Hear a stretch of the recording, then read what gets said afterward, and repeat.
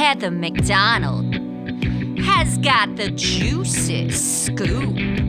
When you're on the road, when you're on the go, Juicy Scoop is the show to know. She talks Hollywood tales, her real life Mr. Segment serial data and serial sister. You'll be addicted and addicted fast to the #1 tabloid real life podcast. Listen in, listen up. Whoop whoop. Heather McDonald, Juicy Scoop. Hello and welcome to Juicy Scoop. Well, let's cover it all. There's been some updates on some hot topics. The hot country singer, Morgan Wallen, he was the one that we talked about that canceled last minute. Everybody was there. They were ready to listen to him. They had already sat through 3 openers that maybe they liked, maybe they didn't care. They had their drinks and ready to go. And they said, so sorry, the show's canceled. Morgan can't come. Well, a lot has transpired since then. For one thing, he is being sued by one of those people sitting in the audience. We don't know for how much, but for all the reasons that you'd be disappointed that a show was canceled. Allegedly, this woman is saying, I came into town, I got a hotel room, I got a sitter, I bought drinks, I bought merch, I bought tickets, I planned on this. It was traumatic.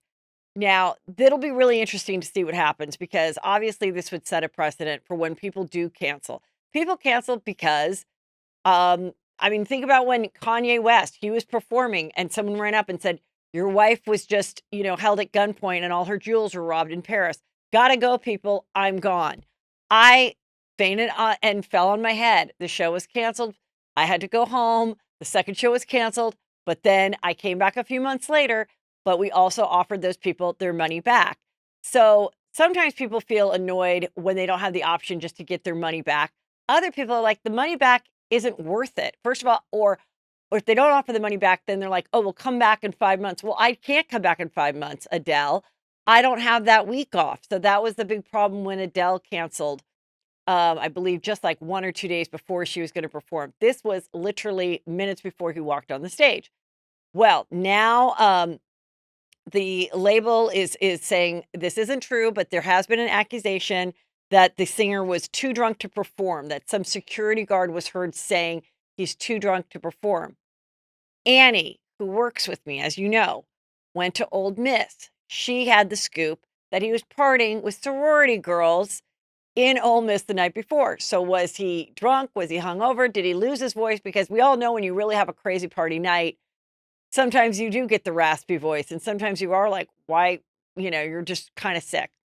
We don't really know the exact reason, but it is pretty juicy. And what happens when people cancel? Sometimes people cancel because their tickets aren't selling. Usually that happens enough in advance that everyone gets their money back. The venue accepts it. This is a totally different thing where you're literally about to have the person walk on stage. There was another person. Oh, The Weeknd. I remember The Weeknd was performing. And after like the second or third song, he was like, I can't do this. My voice, is just not the way I want it to be. So I really don't know how it works with people and what happens, but I doubt that this girl is going to prevail in receiving any kind of money. Okay. Also, this is coming from All About the Real Housewives. This is from Dumois, that little Vanderpump update. Tom Sandoval was stopped by TMZ yesterday, and he was making it very clear to the reporter that, yes, Raquel, his girlfriend / mistress, star of the show, she is in a mental health facility. Well, according to Dumois, it said Sandoval was at Miraval. My something is a yoga instructor. They don't want to out the girl there. And she said that Miraval did the social media post where they said best times of her life and showed the bar.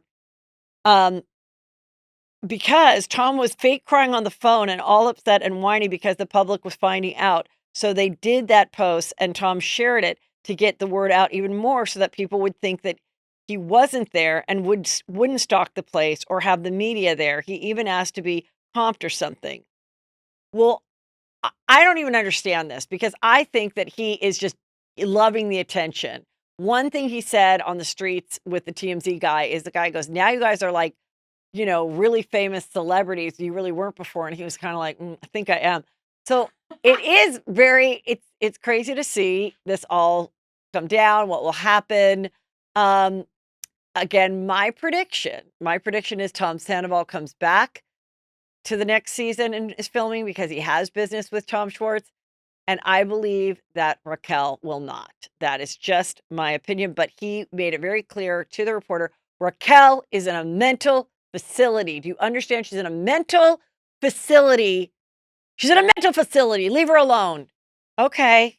We don't know. Does that mean Miraval? Does that mean something else? Does that mean, something really severe? That's what he's saying. So a little update on that. We'll watch the show tonight, see what's going on. Travis Barker has an enema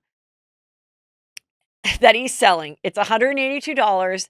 It's paired with liquid death water. And, I used to hear about enemas. I kind of feel like they're the poor man's colonic. A colonic is where you actually go to a woman for like $100 or a man, and they put this little thing up your butt and it goes up and you can like look, because I've done it twice and it was pretty exciting. And then you look and you like see stuff going by. And the whole reason I got it is one time I listened to this girl on Howard Stern about 12 years ago that said that when she was a little girl, her mom said that she swallowed a Barbie shoe and they thought she was going to die or whatever.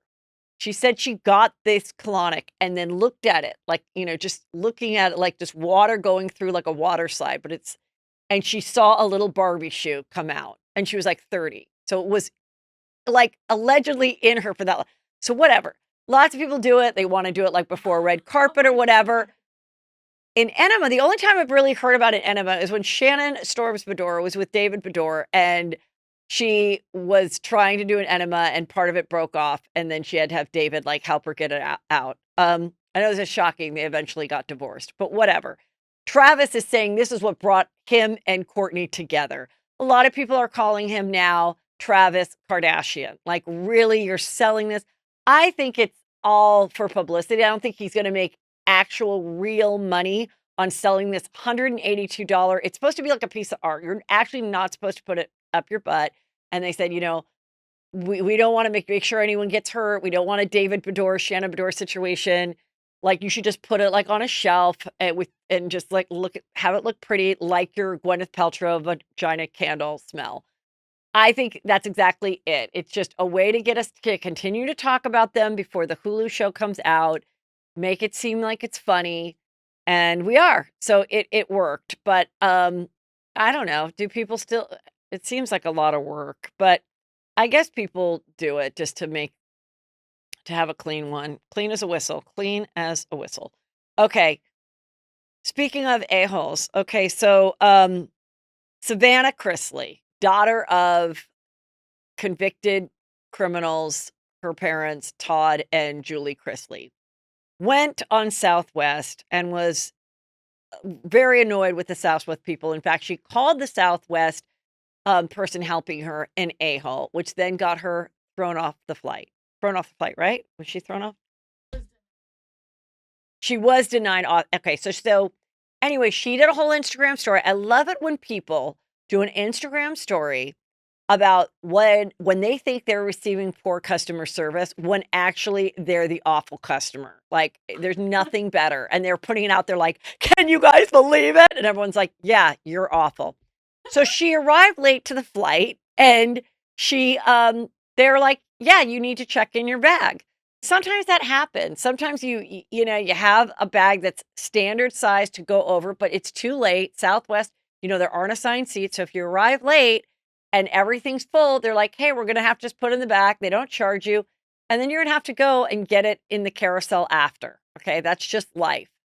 And she was refusing. She was like, let me just go and let me make sure that there's no spots available. And the guy's like, no. And so, it's just another person being awful to the airlines. Let me tell you, Juicy Scoopers that work for the airlines, I am a delight. And I will, I'm fine checking my bag if you tell me I have to check my bag. I barely even ask for water. And I just want to get to my destination. And I know it's hard. I don't care that you slam the thing over and over to shut it. I understand that's your job. And I'm just, it's just a lot, and there'll never be a story about me on watch, now someone will say this years from now. Okay, anyway, not great, and you know what? But we wouldn't be talking about you otherwise, so just, I guess, be an asshole if you wanna be on Juicy Scoop. I got some criticism from Tuesday's show because I didn't get into the details of Tucker Carlson being fired. We know Don Lemon was fired. We know that a while ago he said the disparaging thing about Nikki Haley, who is running for president, saying she is past her prime. And we talked about past her prime. He still got to be on the show for a while. There are a couple other elements that I've seen on Hollywood Unlocked and stuff that people feel like, he was in the right, but that he was saying to his executives, like, he really had a strong opinion, and he's like, I can't have you in my ear, and all these reasons. He since allegedly has hired the same powerhouse attorney that Chris Cuomo used when he got fired, and he got a huge payout, and allegedly he's suing for another $25 million. Meanwhile, on the same day, Tucker Carlson from Fox, who has like the #1 show on there, got fired as well. And the reason I didn't talk about it on Tuesday, because there wasn't that much information. Now I understand a little bit more. I've read a lot of articles on it. There's still a lot of confusion. There's a few things happening. For one, Fox News just lost a huge lawsuit in which they're going to have to pay almost $800 million about misinformation with this voting situation. And I guess they reported on it, and it's a big deal. So that's one big hurdle for the network. Secondly, Tucker Carlson used vulgar language to describe a network executive, Sidney Powell, and he called her a C word and a bitch in a text message. He also said, I guess, derogatory things about Donald Trump. But then there's also this other woman that was his a booking producer, meaning she booked guests, and she has made complaints, and she allegedly has recorded him saying things that are not good. And I don't know where that lawsuit stands, but I think they just wanted to get rid of him. And I think they also are kind of holding that over his head, being like, if you come after us with the Chris Cuomo, Don Lemon attorney to try to get another like 50 grand or something, 50 million, we've got these tapes of you saying something probably pretty awful. Other reports are that like it was hard to work there, that there was it was very frat boy and it was very sexist in the office. I don't think that's a surprise. I mean, why would you be shocked? But again, if you're a woman working there, that's a whole nother thing. Interestingly, there is a case called the Friends case, talked about in the show before. It was a huge deal, and it was in the writer's room where I believe she was an intern, wanted to sue Friends because she was in the writer's room, and in hearing the writer speak, there was a lot of sexual discussions and stories that then she said she was offended by, and therefore she wanted to sue. It went to the Supreme Court, and they said in a creative space, this has to be allowed because these writers are sharing their dating stories and stuff to come up with storylines for the Friends scripts. So I don't know if that applies in a news show. Now, this is an opinionated news show, so I don't even know if this court case is going to go, but I think all these things are interesting. Of course, he's very popular. He's going to do fine. And just like everybody else that has been fired from these big, anchor and network jobs, if they have a big following, the world has allowed them to still make money, and you can still find them and enjoy their podcast or YouTube wherever he goes. I doubt he'll go to another network. I think he'll probably do his own thing like Megyn Kelly. Okay. So now this is a juicy, speaking of YouTube story. There is this mom. She is the mother of this quite popular YouTube teenager at the time. She's only 15 years old. Her name's Piper Rockell. Okay. And this is pretty bad. So she is facing allegations of harassment, molestation, abuse, and it's going to trial, and it starts on Monday. So 11 content creators have gotten together, and they're accusing Tiffany Smith, the mother of Piper, of emotional, verbal, physical, and at the time, sexual abuse. They said she would stick her fingers in their butts when they walk by, also saying sexually explicit things to the male teens about their penises. It was a weird show. It was kind of like a fake like they would have fake romances that, then everyone would get involved with. So it was like Piper and her friends, and they'd all come over to the house and they'd be like, okay, kiss your crush, which is also kind of gross that she's like forcing young kids to either fake or kiss or get into like these relationships that aren't real. That caused a lot of problems too, because as people watch this, believing these relationships were real, then when someone would break up with the other, then the content creator would get like harassed online, and it was all orchestrated by this woman and her boyfriend. She also mailed her daughter's soiled bras and panties to an unknown individual and said to the other content creators, men like this. I make money on this. These YouTubers were also part of the Piper Squad, as I said, and they participated in her videos from 2017 to 2020 for more than 10 million subscribers. They also, Tiffany, the mom, also allegedly conspired to intentionally interfere with their individual YouTube channels. So once they said, we're done with you, we're out, we don't want to be part of your thing anymore, we aren't getting compensated, she then, they believe, went on to use bots and false report them to YouTube to screw their own personal channels down. So then they weren't getting the views, they weren't getting the ads, they were getting blocked by YouTube. Where people kind of can do this, just like how they send bots to go after you, they can also send bots to other people, or, they believe they knew how to do that. Each teen is asking for 2 million. So it's a total of a lawsuit, all with under one attorney, for 22 million. Also, that Smith, the mother, tried to sue their mothers for 30 million last year, but dropped the suit. So now they're going after her. Again, in everything I've talked about, in minors making money on YouTube with their parents involved, it's all coming down to, I believe there will really be some real case law happening in the next couple of years. So good for them for figuring it out. This is Drew Barrymore. A lot of people sent this to me. I had to look up the clip. She was interviewing Ben Affleck, and it was a good interview, but she was crawling on the ground. He was on a big screen during Zoom. And I just want to know why she was crawling on the ground. And it was because she was just really excited because she was talking about his career. And she's like, tell me, Ben, when you wrote Argo, which I think about every single day, how?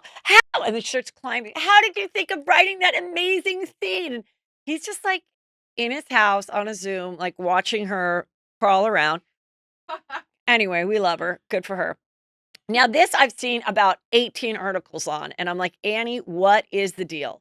Sydney Sweeney from Euphoria, pretty girl. She was also in White Lotus. She has huge natural boobs. I just say that because when I say when you'll go, oh, now I know who you're talking about, and it's part of her, and she's a talented actress. Anyway, she is doing this rom-com with this guy who was in Top Gun named Glenn Powell. And I am like, this is about the best PR machine I think I've ever seen. I didn't know they were doing a movie together. The movie is called, it's called Anyone But You. And I don't know, they're both, they can't find love. I think it's good that some new romantic comedies are coming along. I hope that this is one that feels like Gen Z can get into it and it like feels funny. Anyway, it's a big deal because I guess he had a girlfriend, right, during the time of the filming. And a lot of people are saying, we think that they are a couple, and she calls him Top Gun, and they did some interviews together. So I'm like, what is the deal? Like, why is this such a big deal? Anyway, because he had a girlfriend back home. But then I saw an interview and I'm like, I don't think they're a couple. I really don't. They were saying, what do you think? What's her perfect date? And then he joked and it's like, oh, I think it's seeing like the soccer team in the locker room, like rugby. Yeah, I think it's her seeing going into the locker room a rugby player. And he's like laughing and they're laughing. I thought they just seemed like platonic best friends that have worked on a movie together and spent 15 hours a day together. So I don't know how the girlfriend feels about it, but I mean, yeah, I guess I'd have some questions, but this is just a really great PR thing because now we know about the movie. We don't know when it's coming out, but it has been, it's in the can and they're getting all this press. So kind of genius. Honey Boo Boo went to prom. I've never seen more articles on this. Good for her. She went to prom. Her parents were there. Her boyfriend is 21. He's had some legal issues. I can't remember what. I just want to say to Honey Boo Boo and everybody, I think it's time we just let Honey Boo Boo just be Honey Boo Boo or whatever her real name is. Alana, just like I think this ship has sailed. I don't know that there's any more shows in the future. I don't know that there's like a real interest for it. And I think it's great that she went to prom. And I guess, she posted on her Instagram and it's slow down TMZ, but then everybody gets involved and writes and I'm just like, I just like want this chick to be happy. She was another one that didn't ask to be in pageants, didn't ask to have ketchup on her spaghetti, didn't ask to be, in the Honey Boo Boo show with her mom, who then was, you know, once fat, now not. Remember, she lost all that weight. What's the mom's name? Mama June. She had different men that, were child molesters that she married, then divorced, then drug rehab. Then the sister took it's just like, ugh, ew. Will Ferrell obviously listens to Juicy Scoop because, as you recall, I had my son, Drake Tobias, on my show, and he covered the whole Juicy Scoop story about the golf situation with the PGA Tour and the LIV live drama. So, you're welcome. You're welcome. He's going to play a golfer who gets caught in the middle of that controversy. If you would like Will for my son Drake to be a PA or a script consultant, he is free this summer between his sophomore and junior year at ASU. And I'm good to play a golf wife of any sort. Obviously, I know what that's like. Jen Aniston and her ex, Justin Theroux, was seen having dinner in New York with Jason Bateman and his wife. And they came separately. They left separately. She left just holding a rose. And if she was here and she was asked about it, she'd be like, oh, please, what have I told you? Justin and I are friends. Jason and I are the best of friends. I love his wife. She is fabulous. We had some margaritas. We had some pasta we shouldn't have had. I love an arugula artichoke salad. And yeah, it's good. It's just a New York night with old friends and old husbands. I am great. I am good. Leave me alone. So that was all fine. Love is Blind fans are like, get rid of Nick Lachey and especially his wife, Vanessa. We don't want to see them do the reunion anymore. Why don't you pick the most successful couple who we love from, I believe, the first season, Lauren and Cameron. He was kind of the redhead guy. She's a pretty black girl, and we did love their love, and they are still together. But unfortunately, as of today, recording this, they have secured their job. And I said this before, I do think these, running a reunion and stuff, you kind of want an experienced host. And I think the controversy, again, is good. It's fine that she was rude. It makes it good. Keep being kind of a bitch, Vanessa, and keep shocking your husband because he just kind of sat there. I don't even remember him speaking once, but they get to keep their job. While he goes to anger management for getting furious at a paparazzi who took a picture of them when they were like coming outside of Craig's or something. It's very weird. And I think it's all planned to be talked about on Juicy Scoop. Okay, now I want to talk about this girl, Hadley Gamble. Okay, so this is a big Juicy Scoop. Another person that another man that makes a lot of money was fired this week. I mean, talk about the unemployment line is going to be real long. Okay. So there is this guy, he's a CEO of NBC, Jeff Shell. He was in charge of everything, all these different departments.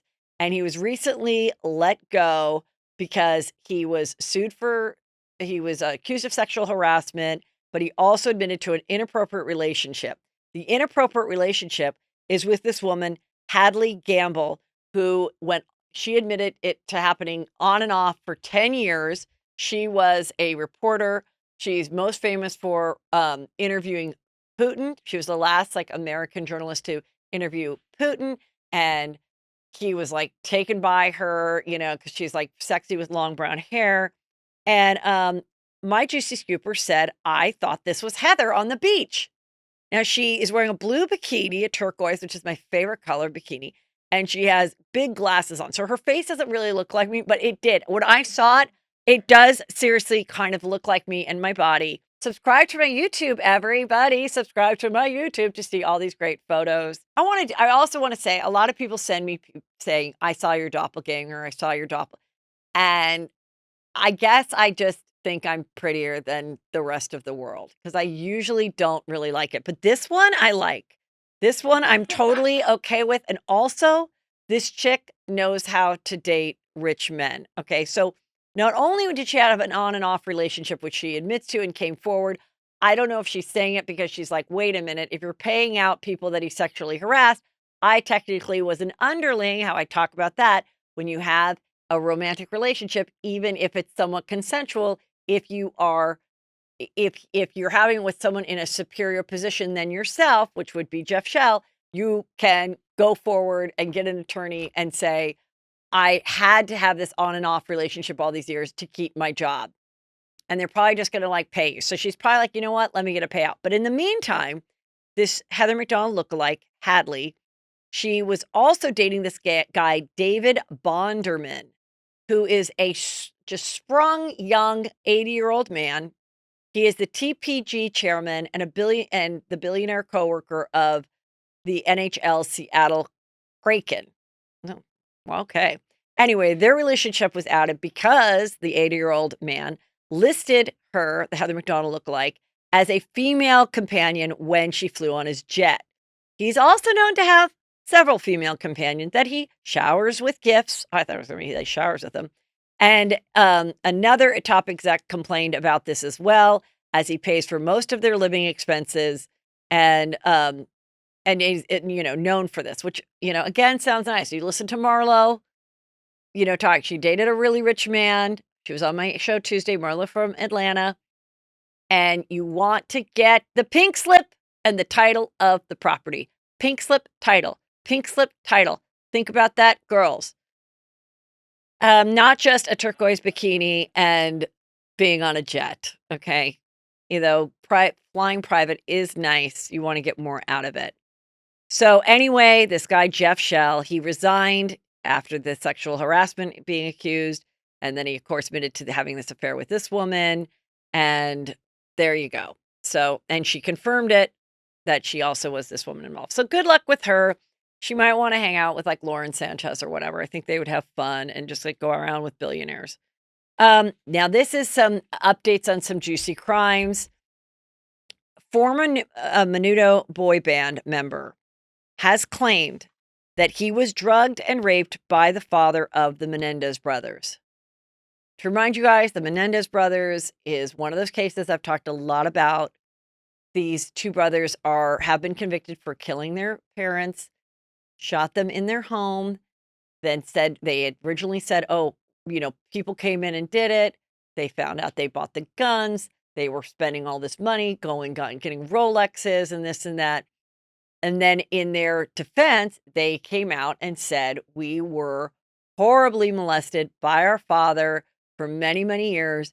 And we felt our lives were in danger, that he was going to kill us that night. And so while he and my mom were eating ice cream, we went in and shot them. I have always said, I think both things can be true. I always believed that they were molested, but I also believed that their lives at that time were probably not in danger, but they were like, screw this asshole, he's cutting us off, and we're going to get what's due to us. And they were awful parents, and we don't trust them. And that's what happened. I think they planned it out, but I also believe they were victims of sexual abuse. And now the reason this is important is because their dad was in the music industry, and his dad was in charge, was with these Menudo brothers and Menudo bands. And what this was like was a boy band, like an NSYNC, that they kept replacing them. They were very popular with American girls. I remember watching them. I remember liking their music, and I couldn't keep track of them because once they would turn 16, they would get rid of them and get another one. And then they were surrounded by older Mexican music executives. And now this guy, who was one of them, is saying, I was raped by the Menendez father who the boys killed. Now, they did an interview with, I believe, Eric, saying that this guy is coming forward. And he really did sound lovely. He was like, wow, that is horrible. Of course, I want this to be out. Of course, it helps his story, but he's like, I would never want there to be another victim. However, I do remember that boy, and I do remember my dad taking him away from the rest of the group and going upstairs and saying, I need to talk to him for a while, which is exactly what this guy said. Now, I don't know. I'm going to have my sister, Shannon McDonald Goldstein, she's kind of researching why this would possibly give them another trial. What was the instructions to the jury after they heard the accusations of molestation during that trial? I don't remember. It was over 30 years ago. The craziest story I have about that is I went out on a date with a guy who was in Jenny McCarthy's sitcom, who told me that he came out here from Chicago with his girlfriend named Anna. And every day that he was trying to get a job on a sitcom, she was at home watching the Menendez trial. And then one day he was home and the phone rang and it was Eric. And Eric's like, put my girlfriend on the phone. It was like, will you accept a call from the da-da-da-da? And Eric, and she started a romance. Well, she thought it was better. This is how sad it is to be a struggling actor in LA. This girl would rather date Eric Menendez, who was looking at life for killing his dad and mother, than date a struggling actor comedian who wants to get a job in a sitcom. She then went on to break up with the guy and marry Eric. And then Eric and her, they couldn't have conjugal visits because that was not allowed in his sentence. She stayed with him for years, only to find out that he cheated on her. Yes, he started to have a romantic, emotional relationship, writing and visiting with another woman. So she had to divorce him. She thought that was a better bet than dating an LA actor. Just saying. Also, Elizabeth Holmes from One Drop. This one drop will save you and your uncle from ever dying. Okay, she got 11 years and she's actually going to prison. And she's going to go in, I think, in May. And they are suggesting that she go to the same prison, Bryan Ranch Prison. Is it a ranch? Does it say Bryan Ranch or just Bryan? Oh, I'm making it sound better. Anyway, Jen Shaw's there waiting for her if she goes there. She just had her second child, who's only 2 months old. She has another 2-year-old, and she is going to have to do those 11 years. And she's currently living with her husband. She married someone who has a ton of money. They live in a $134 million mansion compound in Silicon Valley. So money can't buy you class or freedom sometimes because she's going to prison. And the last juicy crime I'm going to talk about is the latest on the Idaho murders. The defense for Brian, who's been accused of killing the 4 students, wants one of the 2 roommates to testify, the one that we really haven't heard from. There's Dylan, and then there's this other woman named Bethany Funk, Funke. We never really heard from her. She was the one that did not see him. It was Dylan who saw him go by. And my understanding is she just thought he was, as a party house, some random guy that came by. He was wearing a mask. We don't think he ever saw her, hence why she lived. The other girl, we don't know what she knows. Obviously, they want to hear from her. From what I've heard from my personal source, which I've shared from you from the beginning, this girl is completely traumatized. It's in a very bad state. And obviously, she does not want to testify. But the defense wants her to testify in hoping that somehow they'll be able to cut some holes in her story or whatever. It's ridiculous. He is facing the death penalty. And whatever is best for this girl, I hope it prevails for her mental health. We also know that Lori Vallow is on trial. I just did Juicy Crimes on that. You can go to heathermcdonald.net to join my Patreon. Every Friday is a new juicy episode. And with everything I talk about that I can't talk about here, it's the juiciest stuff. But also I do Juicy Crimes on there as well, greater detail. We just did one on the Lori Vallow case. She is the worst mom in America. And they just revealed People magazine. Very, very graphic of how they believe that JJ, her adopted autistic son, was found. And I can't even say it here. I'll say it on Patreon, but it's absolutely horrible. And it sounds like they just, you know, duct taped him, threw him away, like just really awful. So that's all coming out now. And you guys, and just like that, season 2 is coming in June. Sarah Jessica Parker shared the trailer, and it looks like I'm going to hate watch it more than I did last season. Sadly, in the trailer, Steve is not featured, but don't you worry, because Chris Frangiola will be with me throughout the summer to create scenes that might have been on the cutting room floor. So I'm very excited about that show, and that is coming. And you know what's right around the corner? Memorial Day weekend. Where am I going to be? May 27th in Las Vegas, you guys. Get your tickets now. Go to heathermcdonald.net. There are still some left. I'm doing a live Juicy Scoop, saving all the juiciest scoop for you with your favorite men, Chris Frangiola, Justin Martindale, and Spencer Pratt. I am so excited. Get those outfits together. Get your tickets at heathermcdonald.net. And for all of my summer tour dates and spilling into fall, go to heathermcdonald.net for the best deals, the best packages. Get those tickets. Get those VIP tickets now. They will sell out. And now, you guys, I loved talking to this woman, Ramona Singer, the crazy eyes, the stinger, the everything about her. And she did not disappoint. I asked all of your questions and she answered them all in her raw Ramona way. So get ready to laugh and be like, yep, that's Ramona. Here we go. Hello and welcome to Juicy Scoop. I have the one housewife that I have been trying to get on the show, I think the longest of anyone. She is my favorite person to impersonate. It's Ramona Singer herself. Welcome to Juicy Scoop, Ramona. Well, you know what? I know you've been wanting me on. I was a little nervous because, you call me the stinger. I'm really not a stinger. I really have a warm, generous, giving heart. But, they only show that stinger side of me, which really is not there. I just speak the truth. It's unfiltered truth, unedited truth, and people can't handle it. Okay, so I've always found that to be really fun and a great thing to watch. But however, let's just start off with that. Your reputation to people who watch the show and to some people who've met you in person is that you are very blunt, unfiltered, and sometimes, not my word, but a little rude.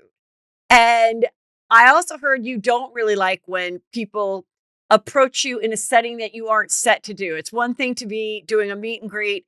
It's another to be in a booth on a date with someone you like. And a lot of housewives will literally go out to dinner just to be approached by fans. That's their favorite part about going out. And if that's not yours, I think that is okay. Like, I think that's okay. And I would like to have the fans hear from you so that if they do ever meet you in person, they won't be at all. It's okay. That's my housekeeper. Yeah. Just leave it. Okay. But if they ever do approach you and, so let's just a little bit explain the criticism you've got. Let me set the record straight, if I may, Heather. Okay. Yes, please. So basically, when a fan comes over to me in a very unobtrusive way and they say, Ramona, I really like you on TV. My mother watches you all the time. I share it with her. And you're just, such a great person on TV. And I enjoyed it. If they say hello to me first, instead of like, can I have a photo? Can I have a photo? When someone's so aggressive like that, then it puts my dander up and I go back, everything is approach. Now, I know I don't have the best approach, so who am I to talk? But I am talking. It's all about the approach. I mean, a lot of people, they look for fans. I know girls, I'm not going to mention names, they actually call the press whenever they go somewhere. I don't do that. I love living my life separately, and I do enjoy my fans. I mean, I do, but at the right place, right time, and if they approach me correctly. I think that's completely fair. But I think the truth is that in the business you are in, Real Housewives, like you said, many Real Housewives, that's the entire reason why they made the reservation, is to be approached by as many fans as possible. And so then when they go to you, they expect to get the same. So I think that makes a lot of sense. Now, I'm very good friends with Jill Zarin, and I know Jill's story about how the show came about, how it was going to be Manhattan Moms. How were you approached about it? And had you watched Real Housewives of OC? Or I think Atlanta was the second one, right? Before you guys, you were the second. We were the second. And as Vicky does, it's a bone of a contention with Vicky and I that we put Housewives on the map because no one knew about Orange County. As soon as we came out, we were in within 1 week, Wall Street Journal, Daily News, The Post, The New Yorker, you name the publication, we were in it. So much so that the headmaster called me into Avery's private school saying, we had Nikki Hilton here, and we didn't get this much press when she was here. This is not acceptable in our private school. Oh yeah, I was in hot water. I want to speak about the private school real quick. So it was a Catholic private school, correct? Yeah, so actually it's one of the 7 sister schools. It's a top school, all-girls school in Manhattan called Sacred Heart. I can relate. I went to an all-girl Catholic high school as well and sent my daughter to the same one. But she left. In my She neighborhood. transferred. She transferred for high school. So now what I recall from that, we're getting to that story, is it true that is why you walked off the reunion? Because Alex did some nudity for a magazine or something, and it did get back to the school and it caused problems for you and Avery. No, what happened was that the school said, we'll let you continue to do the show. Avery can do the show, but not as someone who's a spokesperson for interviews. I'd have to improve whenever she was on the show, like redecorating her room and whatever. And because they had the option to throw her out of school, it's a private school, and they could just say, we don't like your hair color today, you're out. So, and she loved her school, and we loved her school. So I had to abide by the rules. And I was shocked when Bravo wanted to bring up the nudity in the article on the reunion, because usually a reunion, in my book, would be about what's shown on TV. Now they wanted to bring out what wasn't even shown on TV. And I just didn't want to be associated with that because I was afraid my daughter would get kicked out of school. So that's why you walked off. Okay, Yeah. Good. Now, getting back to my first question, how did they first find you? What did you first hear about it? And what were your thoughts about going forward on this doing a reality show in your life? How much reality TV had you even watched?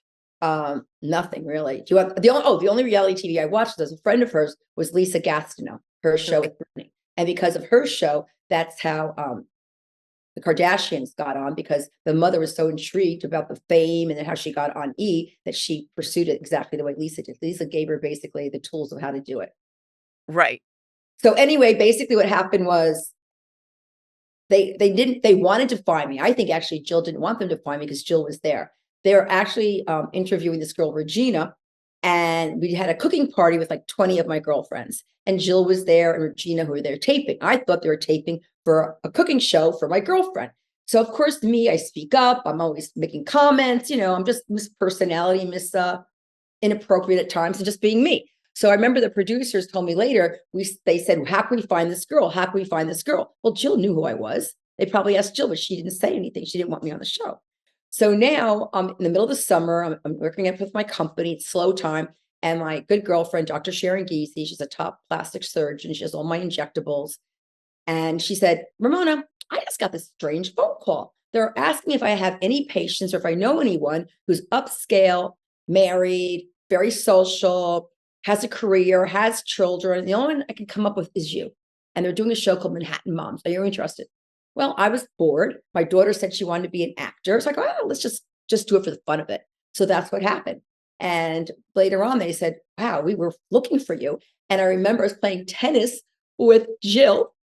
And I'm talking about this reality show. She's talking about the reality show. And I said, yeah, this show that I want to do, I'm thinking of doing. I'm not sure. I told them I can't even begin to consider it unless they send me the demo tape, because I spent 4 hours filming me into a 2-minute tape. We figured out it was the same show. Just, you're so smart. I want a demo tape. I need one too. I'm going to ask for one. I go, well, go ahead. So I started negotiating.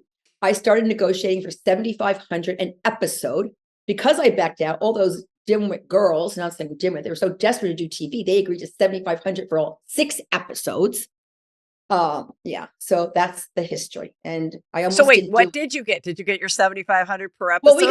Well, we did, because I wasn't smart enough then, because the woman just said, oh, you take it or leave it. And at this point, I mean, getting 50,000 or 7,500 was going to change my life. But what changed my life, which gave me 7 figures in business, was True Faith Jewelry. That's the reason why I did the show, because it basically blew up the business. So that was great.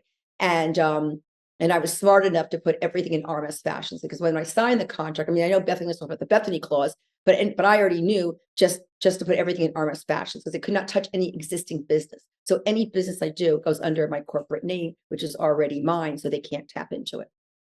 Oh, well, that's news that we didn't know because I was going to Yeah. ask you about the Bethany clause. Yeah. Well, Now, I didn't need it because I already had everything into my corporation that was already existing. now I want to just clarify a little bit about your life before Housewives. You you got married a little in like your late 30s, right? 37.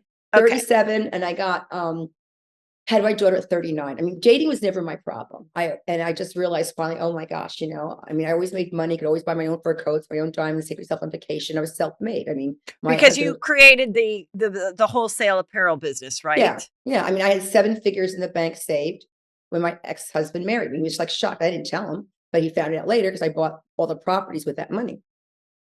And then did you and Mario create the True Faith together? How Yes. did that jewelry? Okay. Well, because I mean, people don't really, they don't showcase it. They pigeonhole all of us. And I love Bravo. Bravo's been very good to me. But they like to pigeonhole everyone in certain type of identity. They never showed my real entrepreneur side. So basically, I opened up my business. I was 30 years old. It was a multi-million-dollar business. I was making a ton of money doing it. And I'd buy and resell closeouts to TJ Maxx, Marshalls, Ross stores. It was fabulous. And then when did that business end? Once what happened was 4 years into doing this show, all of a sudden I realized that it's a full-time job. I was like originally the woman who filmed the least and was on the show as much or the most, just like in college at FIT. I went to school the least and I got the best grades because I was busy working at Macy's and doing this and that. And I made a conscious decision because then I was on HSN and I was making oh no, I'd saved 7 figures and I was making 6 figures with the Pinot Grigio and the HSN. I got that. I was the first housewife to go on HSN. First season, I just cold call. I mean, I believe in cold calling. You want some, you pick up that phone, you go right to the top. That's how you get somewhere. Don't sit back and wait. So I was the first housewife to have HSN jewelry. I was selling like $1 million a year of jewelry. So it was great. I mean, it was very good to me, Bravo. But they didn't show all my entrepreneurial sides, like what I do for business, They wanted me to be the zany girl with the crazy eyes, which is fine. It got viewers in. So my real friends know who I am. Speaking of the crazy eyes really got featured when you did the fashion show.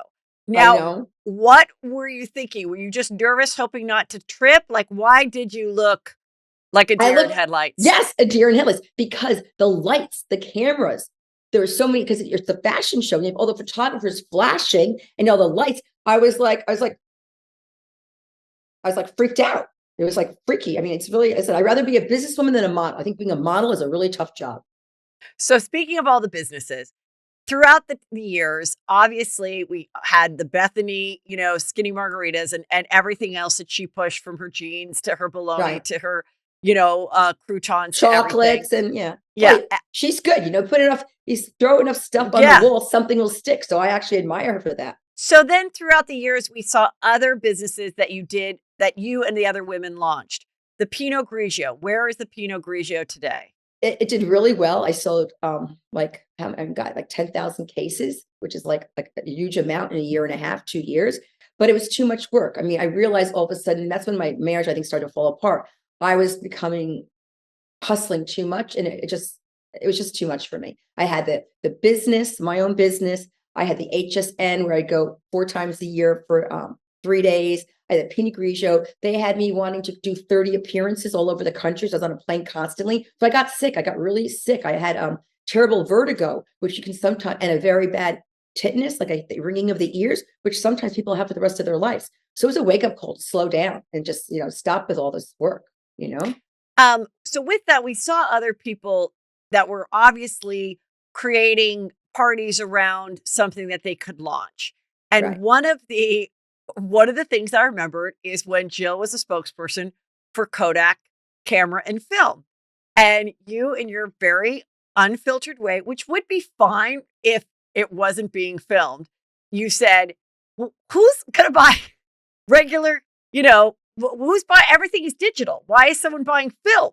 And that did result in this deal not going, to longevity. Do you ever regret doing that? Did you ever think about I know people always say they forget the cameras are there, but what is your opinion of that particular scene? Well, first of all, I do forget the cameras are there because I grew up in a very abusive family and I had to block everything out. That's why TV gold. I don't even know the cameras are there. I mean, we had certain women on the show. I can't think of her name right now. She was a really tall woman. She got divorced from a really short guy. Yeah, She I forgot her name too, but she had jokes where my dad was Jewish and my mom was Asian. I Right. forgot her name too. She Anyway, was in person. She was a spitfire. She had personality plus funny, witty. I recommended her highly. I was friendly with her. As soon as the cameras were on, she froze like a deer in headlights. She just was quiet. She even went on Andy's show. He's like, she doesn't even talk. She couldn't even talk. So Yeah. I'm just a natural. So yeah. So and I'm a businesswoman. I'm like, well, why would you pick this company? They're antiquated. They're going to go out of business. And why? And they did go out of business. I mean, I'm a businesswoman first, so I was speaking from a business point of view. Now, I had no idea that would ruin her thing. I mean, it was up to her to defend it, and just because I said that shouldn't ruin her deal, I mean, she should still make it happen. I mean, everyone's allowed to have their negative points of view. I'm allowed to have a viewpoint. You know what's kind of the interesting story about it is that Jill, that wasn't even part of her deal. They didn't even ask to have it be filmed on camera. She just was like being nice. She was like, oh, and you know what? We can feature it and have a party on the show. And she was so mad at herself because she was like, God, why did I give the extra? It wasn't even necessary, like they weren't even asking. Right. And wait, and I'm going to interrupt you. Yes. Sorry. But another reason why I did it, this is why I'm good TV. No, our show isn't scripted, but if I'm going to do a show or anything, I want to be the best I can be. Now, if I just go there and say, oh, this is nice, isn't it sweet? Like our show is about drama. It's about conflict and resolution. And I definitely know how to start conflict. And I definitely do resolution. Remember, I'm the apologizer. Okay, let's speaking of some classic situations that happened on the show. And now you are divorced. Now, when you guys went to Morocco, you went to the psychic. Right. And the psychic said, there is another woman and she's blonde. And you, thinking your marriage was great, you said, oh, well, that's my little mini me. That's blonde Avery. In retrospect, I don't know how you care about psychics or if it's what, but what do you think of that scene now? Or did it ever come up during? No, because it was season 4 and he had the affair season 7 and I was divorced by season 8 and he basically had a midlife crisis. Our marriage was perfectly fine season 4 or 5 and whatever. He had a midlife crisis, which a lot of men have, and they just have a whole identity thing. He had a little later in life. I mean, when my therapist told me, your ex-husband, my then husband, is having a midlife crisis, I started laughing. Just don't laugh. This is a serious thing. This is really an actual thing that happens to men. Do you think part of it happened because you were so busy and in the limelight? And even though your husband was great on TV, came off great, very good looking, do you think that contributed to him stepping outside of the marriage to get accolade, to get his own ego inflated by someone else other than you? Yeah, no, absolutely. Probably. But, he admitted to me recently or not that long ago, he apologized profusely. And he said, I'm so sorry how I handled everything. I did it in the wrong way. And he said, I felt emasculated. He said, but you didn't make me feel that way. I made myself feel that way. Now we're great friends. I mean, he invited me to his 70th birthday party. He came here for Easter with my daughter. I mean, we're very friendly now. I mean, I love him as a person, but I'm not in love with him. So when you guys spent COVID together with Avery, I'd said it on the show, I thought there was a chance that you guys could reconcile. Was there any time there was him attempting it or you're thinking about it? What? It's a very good question. A lot of my girlfriends say, come on. You two always had this hot sexual relationship. You must have had, something with him. I go, no, I didn't. We never kissed. We never touched. Nothing. But, I remember one time we went out, it was just him and I without Avery. And he said, this is like a date, isn't it? This is like a date. And I said, well, maybe, but you know what? I outgrew him. Like, I thought the same thing. If we were ever going to get back together again, that would be the time. But I just didn't have that passion for him. I love him, but I wasn't in love. And we grew apart. I mean, he likes to live a different lifestyle. He likes to live in Boca all the time. I still like to travel and do a lot of things. And he's very content to going to bed early. And it's not my lifestyle anymore. I don't think it ever was. He just became very sedate in his older years. And I still have a lot of energy. I'm a spitfire. It's so interesting because with some of my friends that did get divorced, like yourself, later, like 20, almost 20 years in type of a thing. Right. Because the man had stepped out or done something bad or whatever. Um, you know, it's like, even though your life is better now, you're doing what you want, you're single, you know, you would probably most likely never have left him had he not stepped out on the marriage. Do you believe that's true? And you'd be in Oh, Boca and go to bed at 9. well, no, because I always encouraged him to go out, and I would always liven him up. I mean, I was big energy, good energy, positive energy for him. I think that's what attracted him to me, and he kind of made me a little mellow. So no, I think, it would have been good. But the thing is, and I did, even though he did step out, a lot of my friends were shocked. I gave it a good year because I'm going to give everyone advice out there. I don't care what kind of relationship you're in and what happens, but don't leave until you're absolutely sure, because you don't want to have regrets. Because nothing is worse than you leave a relationship and you go, well, what if I stayed longer? Maybe it would have been worked out. And that's in your head. You put that bug in your head and you can't get it out of it. And then it's hard to continue on with your life. So I knew I tried everything I could to make it work. And then I just realized this was it. I can't change him. He'll probably come around eventually, but I'm not waiting. And he did come around eventually, and he did want to, get back together. I know he did, but it was just too late, too little, too late. And I just moved on emotionally, mentally. When you were on that one girl's trip, and it was shortly after the breakup, and you were really, in an emotional state, crying with Bethany. Oh yeah, that was terrible. Because I couldn't fix him. I couldn't fix him. He was going through such a bad, like, depression and just everything. His business was suffering, his ego was suffering. Also I hang out with a very affluent crowd. And listen, I always tell my daughter, there's always someone wealthier than you. Okay. You have to be happy within here. But my ex-husband wasn't happy in here. I was like, well, look at this one. Look what they have. Look what they have. I go, who cares? We're happy. We got each other. Who cares about all that money? It's not going to bring you happiness. But it bothered him. It bothered him. So all these things I couldn't change. Couldn't change the way he thinks. Couldn't change his mental outlook. So you had this heartfelt moment with Bethany in which she, from what we're seeing as viewer, acted as a great girlfriend in that moment. Bethany can be a really great person. She really can be. How do you feel about the fact that, on the walk on the Brooklyn Bridge or whatever, where you kind of predicted her life in the next 5 years, where you said, you know what, you don't have friends and you're going to get a guy and he's going to leave you too, or something like that, which was mean, but at the same time, you thought it, you predicted it, you said it hurt her feelings, but in the end, you were kind of right. How do you feel about those moments when you look back on the show?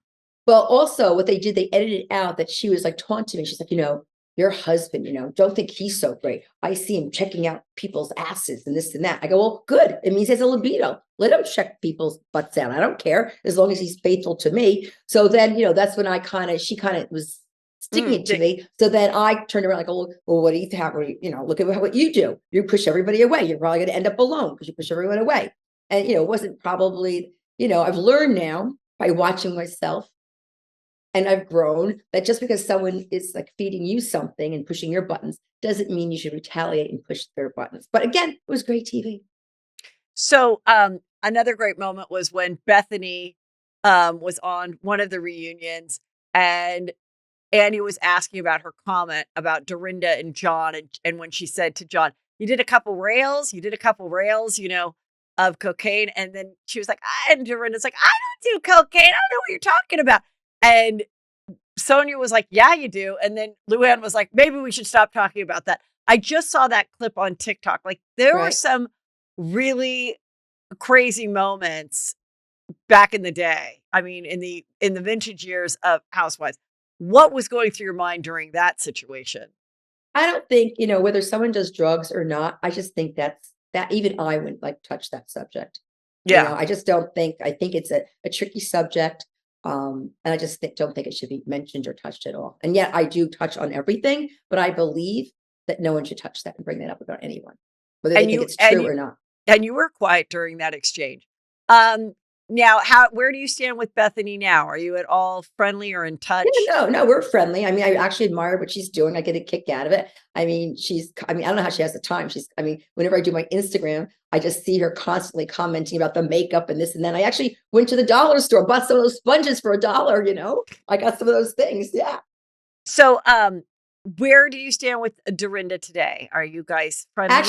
Actually, Dorinda and I are really good. What's really interesting is, first of all, I hate texting because I mess up on texting, and the language doesn't come through. You can't hear someone's inflection, their tones. I think texting is only meant to say, let's meet here and let's get together, and that's it. So basically, I found out through someone that she was texting me, and I never got the text. So we just finally broke through that like about 6 months ago. We had lunch, and we're great now. We're friends. We're great. In fact, we're going on the show coming up soon in Texas during Mother's Day week. We're doing Austin and Houston and Dallas. Me, Luann, and Sonia. I mean, not Sonia. Me, Luann, and Dorinda. And the three of us together are unbelievable. In fact, my daughter saw it. In Chicago because she's living there, and she says, "Mom, how many times have you practiced? Like, do you have like a script?" I go, "No, this is all natural off the cuff." She goes, "Wow, you guys are good." And she goes, "Mom, these fans are really obsessed with you. I never saw fans like this, and they're all so normal looking." That's great. Yeah. Now with the ending of Real Housewives of New York, Right. what was your thought? And then when they picked the new cast, and then you're waiting for the legacy, and then you weren't part of the legacy, then the legacy fell apart. Fill us in on all of that was going. How was that? How was the information coming to you, and how are you processing it? I think things happen for a reason in life, and I really truly believe that. So for me, though I think it was great for me personally that the show wasn't renewed because I'm living my best life. I mean, I really am. I'm so much calmer. I'm happier. I'm glowing. Everyone says how great I look. And it was for me, it was a godsend. I think God has always. I mean, I believe in this stronger force. So many fortunate things have happened to me. Yes, I do work hard, but I'm definitely blessed in life. But was I upset that they fired everybody? Yeah, because I started that show 16 years ago, for goodness sakes. I started the show when my daughter was 11 years old. She's turning 28. So I actually started 17 years ago, and I helped build what it is. I mean, we all became iconic. So yeah, if you don't want to renew me or Dorinda or me and Sonia or me and Luann or whoever, fine, but keep it going. So that part really upset me because it was a part of me, and that upset me. And the whole legacy thing, I wasn't thrilled about the whole legacy thing, but listen, Bravo. Now, why didn't they ask you to do the legacy? I didn't really want to do the legacy because again, I'm actively dating now, and men don't want me on TV. The fact that I'm not on the show now is a blessing. I'm getting much better quality dates. I'm not stressed out. The show causes a lot of stress. You don't. I mean, people. I'm pickable. People know that if they pick on me, they'll get more screen time, and I'm so pickable, I react. So I'm the perfect target. I'm the perfect target, go for me, gun for me, which they always do. And which is fine. It's my job. But but being in the press, and it was stressful. And that's why I look, so much better. I mean, all my friends were just like, what are you doing? I go, I've done nothing. This is me. Well, yeah, I do. I always think that's true too, because especially when you've done a show like that for so long, had it just renewed for the next season with all your girls that you're close to, it would take a lot for you to say, no, I won't do it. But once the decision is sort of made for you, God's rejection is life's protection, whatever you want to say, it is meant to be. It's meant to be that way. And I mean, hopefully we'll see. It still would be fun to have you go back on a girls trip or whatever, or maybe there'll be a new version of that to bring back, some of the great girls. But at the same time, I am happy for you to move on. And I'm doing different. Yeah, I'm doing different things. That's one of the reasons why I'm doing the podcast with Avery, Turtle Time with Ramona and Avery, because this is the fans can see different sides of me. It's not just one-sided, and it's unedited because it's, no one's editing it out to make me look a certain way. This is the true me, and it's a way of me connecting with my fans. So I think it's a really wonderful, and something to do with my daughter. And we have this very close, unusual bond. And there's not many podcasts out there that have mother-daughter relationship podcast. So I'm thrilled. I think it's great too. A question, did you ever want to have more than one child?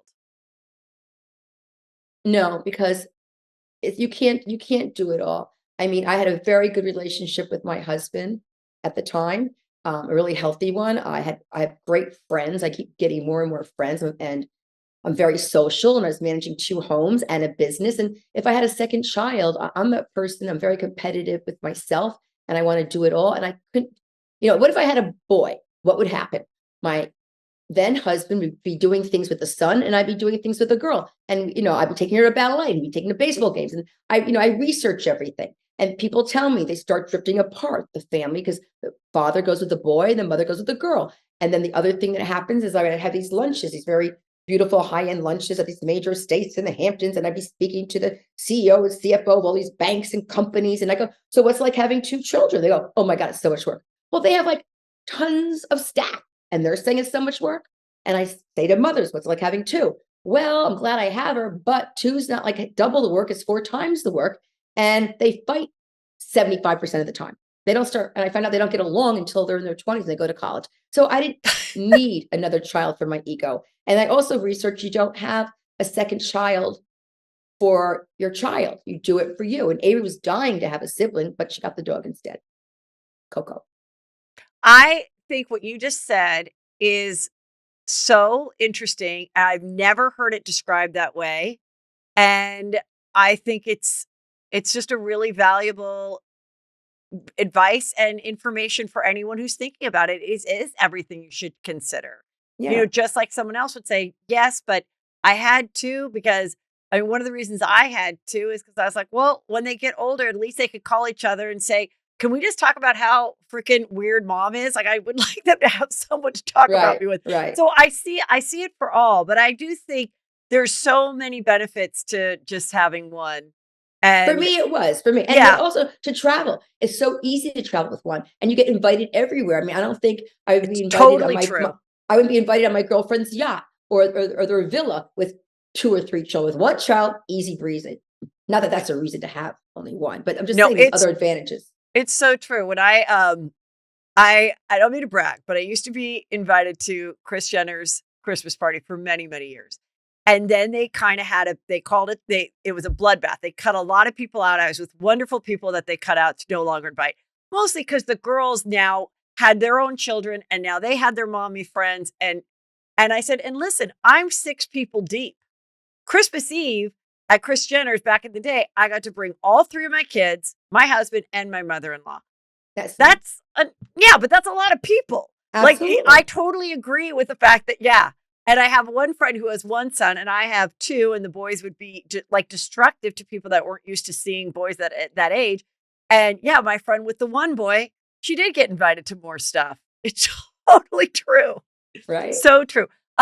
One thing, was there anything that you ever did on camera? Because you and Avery are so close, you have a great relationship. I love it. That she was embarrassed by or said, oh my God, Mom, I wish you hadn't had done that. Well, I think it was first season. We were going out to a party and I had some Dolce & Gabbana outfit, and it was like a bustier top. It almost looked like a lingerie top. And I was going to wear it out. She goes, you can't wear that. You can't go out in that. No way, Mom. Like, she's my mother, right? Yeah. So I hid the top, wore a different top, and in the car I changed it. And then I think she saw it on TV. She got really mad. Oh my God. That's what people used to do when they were teenagers. My sister used to put her slutty outfit in a brown paper bag and throw it outside the window and then pick it up. And you were doing that. My daughter, now she's not like that, but she was so conservative when she was 12, 11 years old. That's so funny. That's a very common thing with mothers and daughters, where sometimes the roles reverse for a little bit. Now, what about the sexy scene with you and Mario, where you had like a red lingerie, you went to like a hotel room, or maybe it was in your bedroom? She said that was cringeworthy. Yeah, she said it was cringeworthy. That was up there with Tamara and Eddie in the bathtub. There's a few housewives. Now, how does that happen? Does the producers kind of make you do that? That cannot have been, let's do this. I don't know. I mean, we got set up in a gorgeous suite and it was really romantic. And, it was a little awkward, but, they said, well, I mean, they just go, why don't you just, I don't know. I mean, sometimes they suggest things. I mean, listen, one thing with Bravo, if you're not comfortable with something, you don't have to do it. So that's really important. So obviously my ex and I felt comfortable enough to do it, but it was cringeworthy for my daughter to watch, and some of the viewers were cringing too. But you know what? Hey, made good Oh, TV. I have another question. Did you really actually think you might be pregnant when your period was late?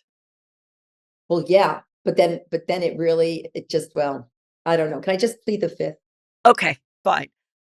Okay, wait, let me see here. Oh, how's everything with Sonia going with you and Sonia? You know, Sonia, she becomes, I would call it Miss Faraway.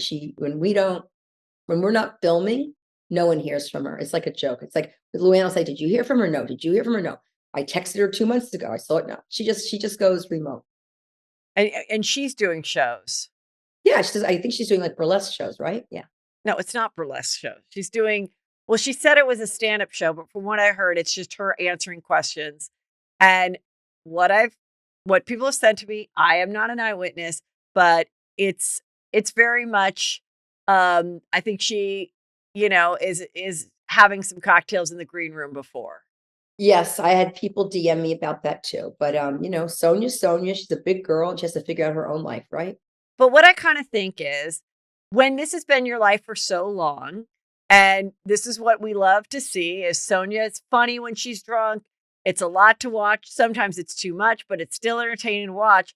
And then she goes and decides to do a live show, and she's never done a live show. I mean, I'm a stand-up comedian. I've had 2 stand-up specials. I said, there's a lot more to doing it than just going out there and saying one-liners like you do when you're filming a cocktail party for housewives. To entertain for an hour and a half is a totally different thing. So I can see how it could have happened based on how she's been, the reception she got prior to doing it. I think she probably thought this was going to be easier to pull off than it is, in my opinion. From what I'm hearing. I haven't seen her show, so I have no clue. I can't comment. Wish her the best. Okay, let me see. I have some questions about episodes. One thing I really related to you on, if I was single, was I can't remember what vacation was, but it was Carol, it was Bethany, I think. Turks and Caicos, the conch ball, the conch shack, or the cock shack. How did you know I was going to say that? They said I was a cock blocker. It was called the conch, C-O-N-C-H. His name's John. I saw him again recently. Yeah, he's a nice guy. Okay, so you guys go out to this restaurant, and I just related to you. Like, you're single. He is cute. He's straight. He owns a restaurant. Yeah. He owns a lot. He's very successful. Yeah, so this is a potential for you. And why do you have to hang out with your friends you've been hanging out with all day and night? It's time to meet some guys. Thank you. Exactly. And they got all angry at me. Yes, I do feel like you're the target. And that's why I sometimes say I do relate to you, because I do feel like sometimes I've been the target with my friend group where they're like, "Oh, she flipped her hair in our face and she's trying to talk to a guy." Yeah, I'm trying to talk to a guy. Yeah. What the hell are we doing here? Well, let's call a spade a spade. They were engrossed in conversation with him. I came, he just totally turned to me and focused on me. He basically dumped them and went for me. So it's not my fault. Not my problem. What do you think is the worst casting? The biggest mistake, I'll say, that just wasn't a fit. We're not going to criticize the girl. We're not going to criticize Bravo. But what do you think was the worst fit? Krista Takeman. Oh, okay. And why do you think that? She was just very vanilla. And then who's the other girl? I think she came on, but she was like a caterer or something. A waxer? No. You mean Barbara? Not Barbara. No. She came on for a flip second, but they brought her on as a housewife, but she never really made it. I don't remember what season it was. She was really not good. She's a nice girl. And she did corporate events. So when all of a sudden it's time to start filming. I know. So wait, so this is the regular season, because Bravo made the decision to get rid of 3 girls. They got rid of Alex and Jill, and the third was maybe Kelly. I don't remember who the third was, but probably Yes, Kelly. I think it was, yeah. So they brought in 3 people. It was season, I guess, 8, and they brought in 3 people, or 7, I forgot which one. And it was Carol, Heather, and was it Aviva too, or no? Maybe Aviva. Yeah, I think it was. So basically, they were nice girls, but we needed someone with more spitfire like me, and none of them had it. So when we went to Montana and all during the season, the production would say, Ramona, we need something. I go, what do you mean? They go, well, we have nothing. So figure it out and do something. So I acted kind of manic that season, and I was acting out because they had nothing. There was nothing organically happening. And that was like a horrible season for me.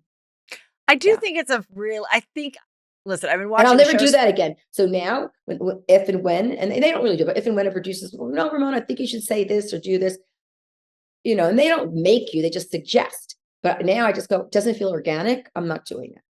But before, when they would say do something, I would really come up with something that looked stupid, didn't even make sense. And then I became like the bad girl.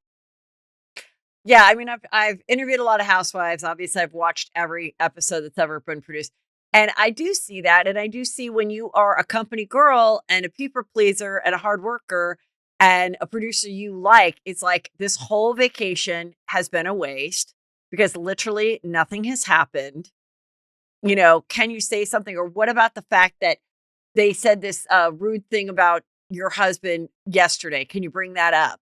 I can see why then you do, but then No, the it was worse aftermath of when it. it was worse was when this one woman producer, she worked for Millionaire Listing, and she would cry. She goes, oh, you girls, you make me, I can't handle this. And she just had no clue what to do. And then she just The threw it all on producer me. was crying.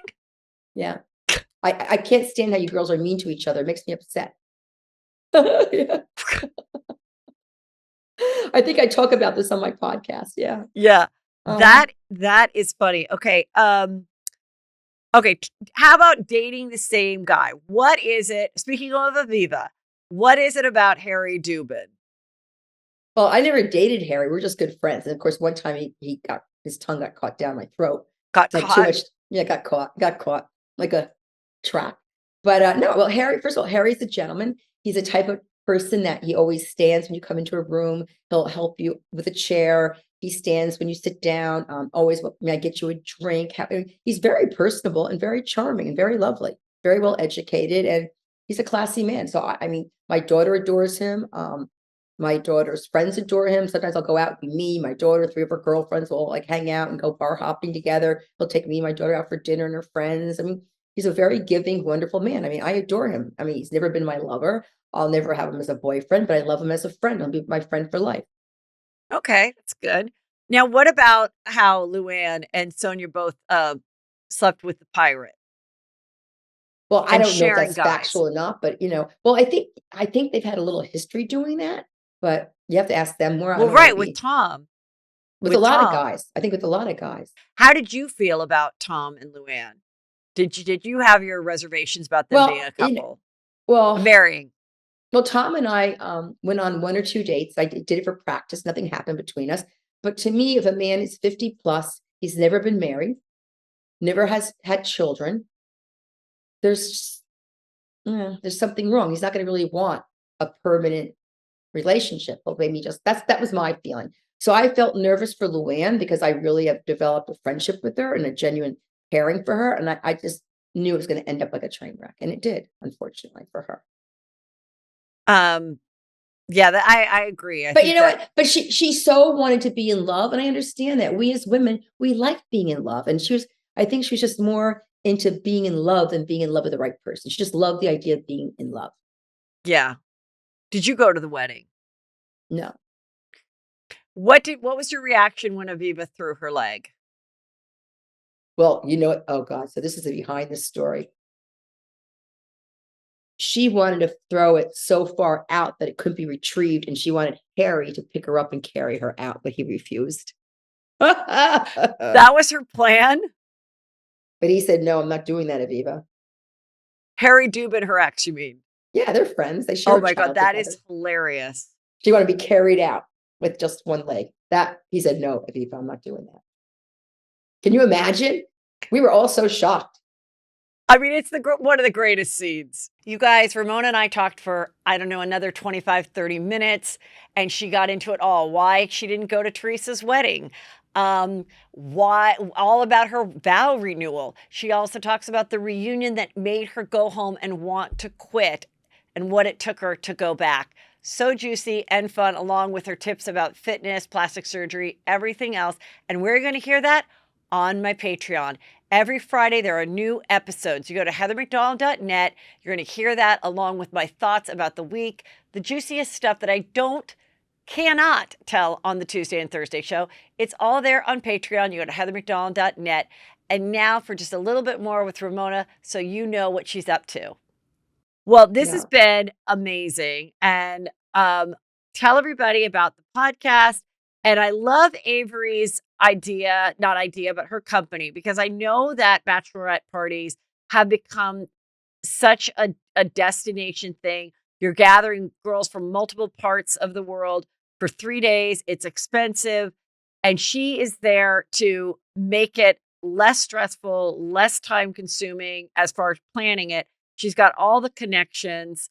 She really does. I think it's a brilliant idea. It really I'm is. really happy for her. Well, I think I'm so happy. I believe I taught her well. All you moms and dads out there, to your children, speak to them about what you do in business, because they're like sieves. They take it in. And I always told her the service business is the best business because there's really no much capital needed and it's low overhead. And she was planning her bachelorette party for her girlfriend. And she realized how much work it was, because it is the work. It's like a 3-day excursion and they want things nonstop set up. So she said to herself, I can make this a business, and there's not much competition out there, and she's going to do it great. I mean, she's killing it. She's doing really well. In fact, she's going to be doing one of ABC, I forgot his name, one of the bachelor parties, the Bachelor from The Bachelor. She's going to do his bachelor party. Yeah. Oh, that's great. So how do they follow her business? No.